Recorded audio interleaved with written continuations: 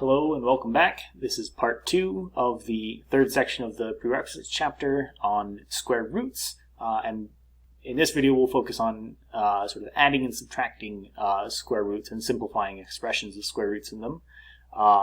So this first example, how are we going to add these expressions with the square root of 7 in them? And what I want to do first to maybe make this a little bit easier is I want to replace the square root of 7 with a variable. So here I'm just treating the square root of 7, treating x as equal to the square root of 7. But it's a little bit easier to visualize here. Here I have 2 times x plus 9 times x. And the way to think about this is 2x's plus 9x's should just be 11x's. So when we come back up here, I have 2 copies of the square root of 7 that I'm adding to another 9 copies of the square root of 7, so I should get 11 copies of the square root of 7. So the only way I was able to do that is because it's the same number in both places. So we can go a little bit further. Here I've got the square root of x, and again the square root of x. So if I take 1 copy of the square root of x and I subtract 6 copies of the square root of x, I get minus 5 copies of the square root of x. This last one, when we look at this, what we notice is that we've got the square root of 8 and the square root of 18. Here, these aren't the same root, so I can't add them together in the same way that I was doing before. So what I'll do is I'll try to simplify these square roots until I can get something where I can add these together. So for example, the square root of 8, I can recognize that 8 is going to be 4 times 2, where 4 is a perfect square. So I can factor that out. Likewise, with the square root of 18, this is going to be 9 times 2, where 9 is a perfect square. And this will help me factor this. So I have the square root of 4 times the square root of 2, plus the square root of 9 times the square root of 2. The square root of 4 is just 2, and the square root of 9 is just 3. And now this is a lot easier to add together. I have 2 square root of 2's plus 3 square root of 2's should be 5 square root of 2. So sometimes it'll come down to simplifying the square roots, these radicals, before we can add them together. One common place to see radicals show up is on the bottom of a fraction. And when I look at 1 divided by the square root of 5, maybe I think the square root of 5 is a little bit hard to deal with, and it's easier to divide by a whole number rather than some weird irrational number like the square root of 5. So one approach to this would be to rewrite this fraction where I don't have a square root on the bottom.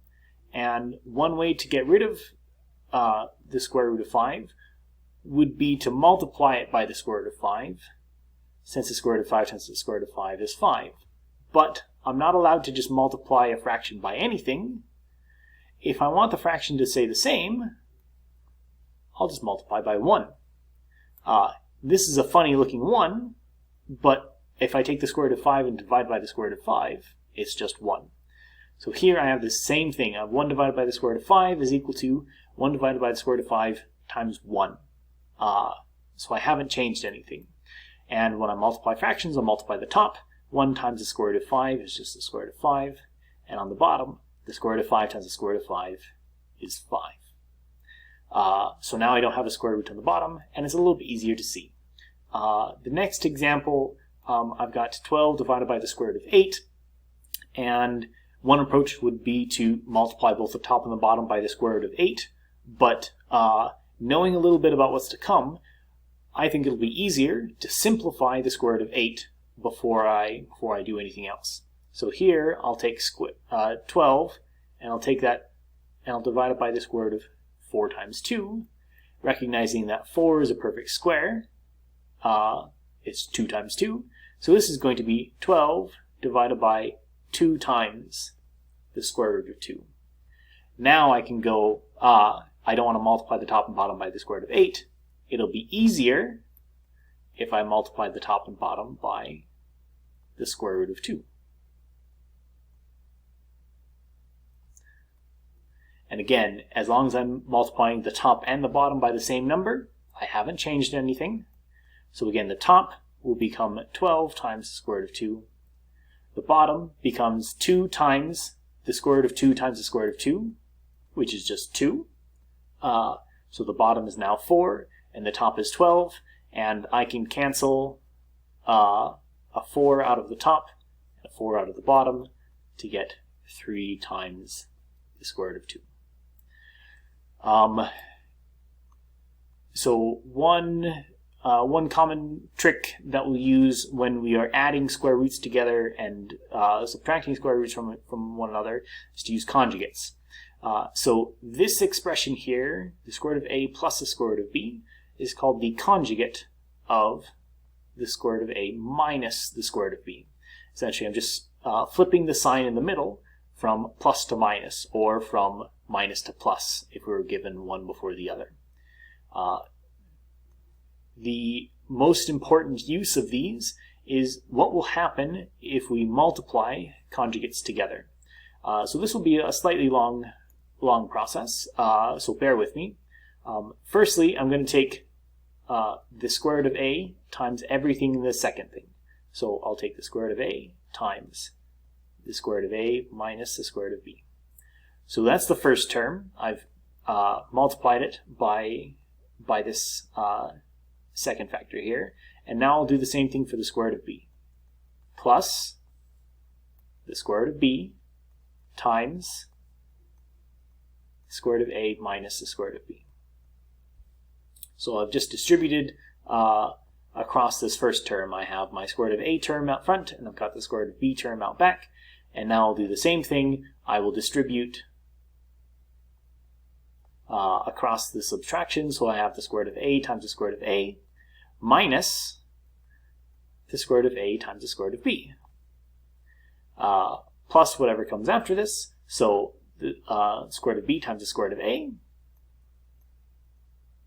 and then likewise the square root of b times negative square root of b. So when I'm multiplying these square roots, I'm going to get a, but I have to be careful because these are both positive. I need to make everything positive by taking the absolute value. I'm going to leave the second term alone, but this next term, since I'm just multiplying the square root of b and the square root of a, I'm going to rearrange that to write the a out front. And then this last one, I'll be subtracting b, but everything has to be positive, so it'll be the absolute value of b. So this will simplify a lot.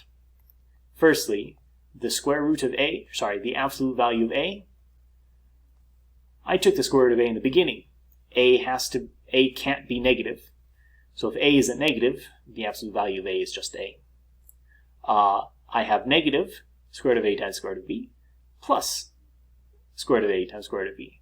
These guys cancel. And then lastly, I have minus the square root of b, minus the absolute value of b, but I took the square root of b at the very beginning. So b can't be negative, so the absolute value of b is just b.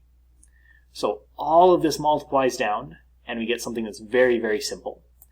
So if I just want to jump from the first line to the last line, we have the square root of a plus the square root of b times the square root of a minus the square root of b gives a minus b. So this is a lot simpler than dealing with a lot of these square roots. So let's use this to simplify this fraction here. I'm taking 8 and I'm dividing it by 3 plus the square root of 2. I don't really know what 3 plus the square root of 2 is, and it's hard to divide when I have a radical in the bottom. So let's simplify this. The first thing I'll do is I want to get rid of that square root of 2. So what I'll do is I want to multiply the top and bottom of this fraction by the same thing. And since I have something plus something else, or I have some square roots involved, I'll use the conjugate. And whatever I multiply the bottom by, I have to multiply the top by. So let's write all of this out and just be really careful. So the top of my fraction is now 8 times 3 minus the square root of 2. The bottom is now going to be 3 plus the square root of 2 times 3 minus the square root of 2. So as I simplify this, the top is pretty easy. I can just distribute. So this will be 8 times 3 is 24, minus 8 times the square root of 2. The bottom, I'm multiplying conjugates here. I get to use my my rule here. So 3 is going in place of the square root of a. So 3 times 3 is going to be 9. This is my first one. Secondly, I have the square root of 2 times the square root of 2. So this is going to be 2. And then I subtract them according to my definition.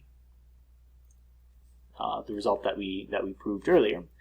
And then 9 minus 2, I can simplify this a little bit. So this will be 24 minus 8 times the square root of 2, all divided by 7. No square roots on the bottom. This is a little bit easier to understand. And I'll talk about other things, sort of non-square roots, in the next and last video.